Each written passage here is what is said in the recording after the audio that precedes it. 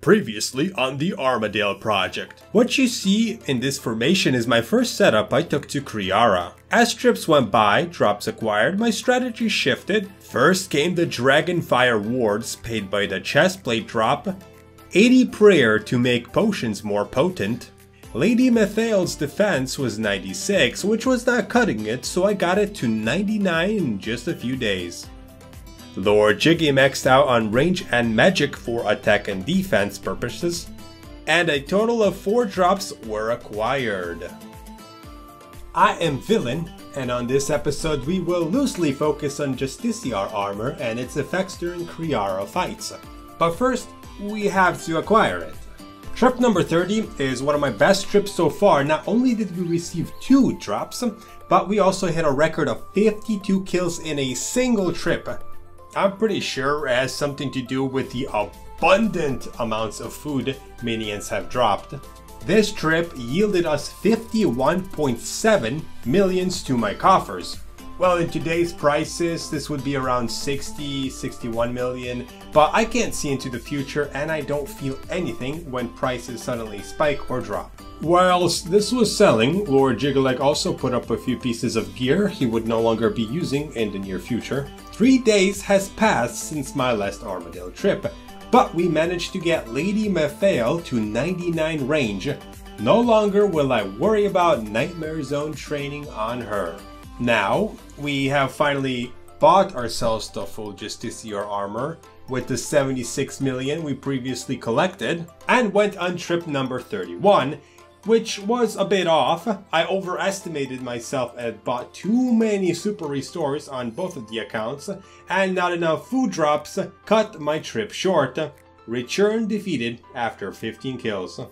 I saw the error of my ways, then resorted back to Methael holding Lunars and Jigalek summoning Skeletons.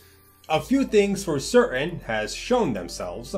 First, Lady Methael can solely live on bone drops and food drops thanks to the new armor. And second, Lord Jigalek, the Chinner, gets about 90+% of all the Armadyl kills in these trips. This helps me in 2 ways. 1, a higher chance of a pat on a single account, and 2, boosting for kills to pad my stats to feel good. If a pet ever drops, because of how similar the both accounts are, I can just go ahead and swap the roles, and this nearly guarantees that I won't get duplicate pets. But we won't digress. This mini-series is solely focused on getting the best in-slot gear for Dolo Armadyl hunting. With how some items are expensive, I can see myself being here for another few thousand kills. But of course, this all depends on my luck. As prices of items increased, we were able to sell the newly acquired Armadyl chestplate for over 32 million gold coins. With this, we went ahead and bought a Dexterous Prayer Scroll for Lady Methael, a significant upgrade indeed. After this, trips went by smoothly. More upgrades I acquired, the less hassle I had to deal with during fights, or it would just might be me getting slightly better and committing less mistakes. This is the 3rd rune sword. I guess people get annoyed when it drops because it has the same rate as the hilt. Why care? It is what it is. Trip number 35, Armadyl hilt drop, and we now total over 1,000 Kree'arra kills on both accounts put together. Going to fully create an AGS because there is an odd difference in price and it appears to be more expensive to sell it if I actually put in the effort. To be completely honest, I have absolutely no idea how much I pay for each trip. I had a rough idea of how much, but that never really ended up, and with the decent prices of rare items, I simply don't care enough to calculate how much each trip costs. But I do know one thing for certain, is that we earned 95 million gold coins. We did a total of 6 trips and 9 hours of fighting.